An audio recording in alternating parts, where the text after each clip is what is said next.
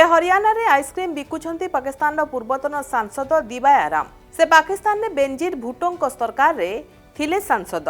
हिंदू को ऊपर होइथिबा अत्याचार रे व्यथित होई तांको परिवार 25 वर्ष तले पर्यटन वीजा रे पाकिस्तान भारत चली आसीथिले।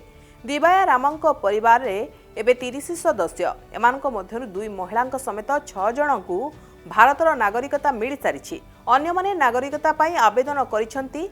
पहलगाम आतंकवादी आक्रमण परे 80 वर्षीय दिबाया राम कहिसंती, आमे भारत रे रही बाकी जीवन बिताइबाकू चाहुछु। जदि पाकिस्तान विरोध रे लढिबाकू मौका मिलिबो तेबे सर्वप्रथमे मु अस्त्र उठाइबी। दिबाया राम 1999 रे सांसद पदरे थिले, किंतु सांसद हेबा परे सेठाकर गुंडा माने जणे झियो को उठाई नेले।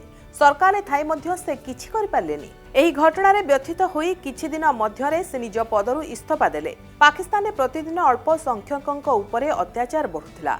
एही स्थिति रे दिबाया राम 2000 मसिया रे परिवार सह भारत रे रहिबाकू निष्पत्ति नेले।